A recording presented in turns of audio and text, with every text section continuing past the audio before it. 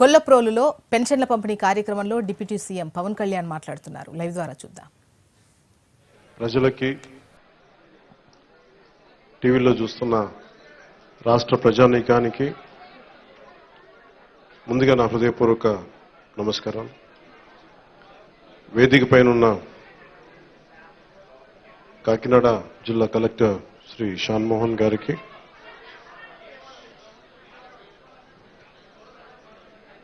BJP నాయకులు కృష్ణరాజు గారికి, తెలుగుదేశం నాయకులు మాజీ ఎమ్మెల్యే శ్రీ వర్మ గారికి, జనసేన ఇన్ఛార్జ్ శ్రీ మర్రిరెడ్డి శ్రీనివాస్ గారికి నా హృదయపూర్వక నమస్కారాలు. కాకినాడ రూరల్ ఎమ్మెల్యేన పంతం నానాజీ గారికి కూడా నా హృదయపూర్వక నమస్కారం. ఈ పెన్షన్ల పంపిణీ కార్యక్రమానికి ఇంత బందోబస్తు నిర్వహిస్తున్న పోలీస్ అధికారులందరికీ, ఎస్పీ గారికి అందరికీ నా హృదయపూర్వక ధన్యవాదాలు, నమస్కారాలు. ఎలక్షన్స్ అయిపోయి రిజల్ట్స్ వచ్చిన తర్వాత ఇదే మొదటి నా విజిట్. ఇది ఇందాక కృష్ణరాజు గారు మాట్లాడుతూ ఉంటే ఎలక్షన్ రిజల్ట్స్ వచ్చినప్పటి నుంచి ఇప్పుడు దాకా రాలేదు అని, అది పోయింది అంటే నేను ఒకటే పెట్టుకున్నాను. ఎలక్షన్లు గెలిచిన తర్వాత నాకు లోపల నుంచి ఏముందంటే నాకు ఊరేగింపులు చేసుకోవడం నాకు ఇష్టం లేదు. నాకు పనిలోకి వెళ్ళాలనుకున్నాను. ముందు కృతజ్ఞతని ఎలా చెప్పగలను? ఈరోజు వచ్చి పెన్షన్లు వచ్చి నేను కృతజ్ఞత చెప్పుకోగలను. ఎందుకంటే నేను ఒకటి పెట్టుకుంది ఏంటంటే, ఒక సభ పెట్టాలి అంటే చాలా శ్రమ అవసరం అవుతుంది. ఒకసారి పోలీస్ శాఖ నలిగిపోతూ ఉంటారు. చాలా వనరులు, మానవ వనరుల దగ్గర నుంచి అన్ని రకాల వనరులు చాలా అత్యవసరం అయితే తప్ప అది ముందుకు తీసుకెళ్ళకూడదని అనుకుంటాను. సో ముందుగా నేను ఒక భారీ సభ పెట్టో లేదంటే ఊరేగింపులు చేసుకొని ఇవన్నీ చేయడానికి ఇబ్బంది ఏం లేదు. కానీ చేస్తే చాలా విలువైన మీకోసం పనిచేసే సమయం పోతుంది. పైగా నేను తీసుకున్నవి చాలా కీలకమైన శాఖలు: పంచాయతీరాజ్ శాఖ, అటవీ పర్యావరణ శాఖ, దాంతోపాటు పొల్యూషన్ ఉంటుంది, పొల్యూషన్ శాఖ, అలాగే సైన్స్ అండ్ టెక్నాలజీ. పంచాయతీరాజ్లో దాదాపు 3 చాలా కీలకమైన విభాగాలు ఉంటాయి. వాటన్నిటినీ చదవడానికి, అవగాహన చేసుకోవడానికి చాలా సమయం పడుతుంది. ఆ పరిపాలన అంటే ఆ శాఖ తాలూకు పరిపాలన వ్యవస్థ ఎలా ఉంటుంది, అడ్మినిస్ట్రేటివ్ డిఫికల్టీస్ ఏముంటాయని, ఇవన్నీ అర్థం చేసుకోవడానికి నేను ఈ సమయం తీసుకున్నాను. ఈ సందర్భంగా నేను పిఠాపురం నన్ను గెలిపించిన, భారీ మెజారిటీతో గెలిపించిన ప్రజలందరికీ నేను రుణపడి ఉంటాను. నేను ఎక్కువ మాటలు చెప్పి తక్కువ పని చేయదలుచుకోలేదు, తక్కువ చెప్పి ఎక్కువ పని చేయదలుచుకున్నాను. ఇది మొన్నదాకా మనం తిట్టుకున్నాం, గత ప్రభుత్వాల విధానాలని మనం అనుకున్నాం, విమర్శించాం. ఇప్పుడు ఛాలెంజ్ ఏంటంటే, మనం ఏ ప్రామిసెస్ అయితే చేశామో, ముఖ్యంగా ఇందాక మన దివ్యాంగుల మనకి ఆ సోదరి మాట వింటా ఉంటే, నేను ప్రతిసారి జనవాణి కార్యక్రమానికి వెళ్తున్నప్పుడు ఎన్నోసార్లు వాళ్ళు కూర్చొని అవగాహన చేసుకున్నాం. ఈ 3,000 ఇవ్వలేని పరిస్థితులు, ఒకళ్ళు ఇచ్చిన చాలని పరిస్థితులు. ప్రతిసారి చాలా సందర్భాల్లో నేను చంద్రబాబు గారు దీన్ని చెప్పాను.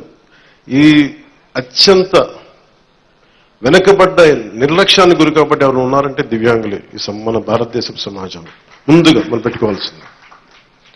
సో ఆ దాంట్లోనే అంటే ఆ క్రమంలో ముందుగా ఈరోజు మేము మాట్లాడుకున్నప్పుడు చాలాసార్లు చెప్పాను ఇట్లాంటివి ఉండాలి.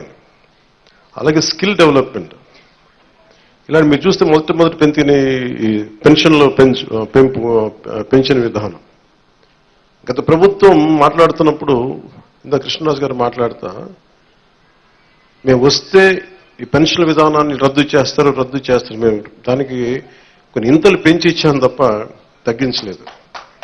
ఇది చాలా ఛాలెంజింగ్, అది కూడా చెప్తున్నాను మీకు. మీ దృష్టికి కూడా తీసుకురావాల్సింది, వైసీపీ ఒక పెన్షన్ మీకు ఇవ్వాలి. మనకి ఏమంటుందని, మనకి ఏదైతే ఇవ్వాలో వెల్ఫేర్ స్కీమ్స్ ఇవ్వాలి. ఖచ్చితంగా వెల్ఫేర్ స్కీమ్స్ చాలా ఎసెన్షియల్. కానీ దాంతోపాటు అభివృద్ధి కూడా కావాలి. ఈరోజు నేను పంచాయతీరాజ్ శాఖ లెక్కలు చూస్తూ ఉంటే అసలు అడ్డగోలుగా నిధుల్ని అటు ఎటిలిపినే తెలియట్లేదు. మీరే చూశారు, ఒక చిన్నపాటి కాలువకి ఒక మండలానికి కావాల్సిన డబ్బులు ఒక 15 కోట్లు 10 కోట్లు ఏది ఒక చిన్నపాటి మినీ రిజర్వాయర్ అవసరం ఏదైనా ఉంది, లేదంటే మనకి చిన్న కాలువల మరమ్మతులు కానీ, వాళ్ళ ప్రయారిటీ వాళ్ళు మంచిగా చెడా ఇవన్నీ పక్కన పెడితే వాళ్ళ ప్రయారిటీ 600 కోట్లు పెట్టి ఋషికొండలో ప్యాలెస్ కట్టుకున్నారు. అదే 600 కోట్లు ఈ పాటికి మనకి మనకి ఇక్కడ కనుక పెట్టుంటే ఒక జిల్లా అభివృద్ధి అయిపోయింది. సో మేము తీసుకున్న ప్రయారిటీ అది.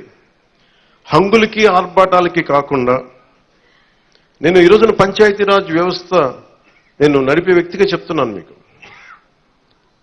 ఇందులో నా సైడ్ నుంచి కరప్షన్ ఉండదు, నేను మీకు మాటిస్తున్నాను. పర్యావరణ శాఖ సంబంధించి దాన్ని బలోపేతం చేస్తాం. Accountability, environmental audit పట్టుకొస్తున్నాం.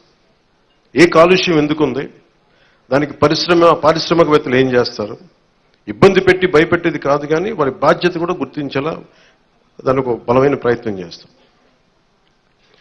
అలాగే పంచాయతీరాజ్ శాఖలో చూస్తే జల్ జీవన్ మిషన్ ప్రతి ఇంటికి రక్షిత మంచినీరు. మన పిఠాపురం సమస్య కాకుండా మనం కూర్చోబెట్టి ఈ మధ్యన ఈ కొల్లేరు కైకలూరు నియోజకవర్గం గురించి చూస్తే 80% అన్ని చేపల చెరువులు ఉన్నాయి, తాగడానికి నీళ్లు లేవు. గోదావరి పారుతూ ఉంది, మన గోదావరి జిల్లాలో గోదావరి నది పారుతూ ఉంది, కానీ తాగడానికి ఇబ్బంది పడిపోతా ఉన్నాం. మన పిఠాపురం చూస్తే వెళ్తే ఎక్కడ చూసినా మనకి కొత్తపల్లి ఉప్పాడ ప్రాంతం మిగతా ప్రాంతాలకు వెళ్తే తాగడానికి మనకు నీళ్లు లేవు. కేంద్రం నుంచి ఎన్ని నిధులు ఉన్నాయంటే జల జీవన్ మిషన్కి అసలు నిధులకి కొరత లేదు, మనం అడగాలి తప్ప. ఎందుకు చేయలేకపోయారో అంటే దానికి అర్థం కాలేదు నాకు. పంచాయతీరాజ్ అధికారులు చెప్పింది కేంద్ర జల జీవన్ మిషన్కి ప్రతి ఇంటికి రక్షిత మంచినీటికి మీరు డబ్బులు అడగాలే కానీ ఇస్తారు.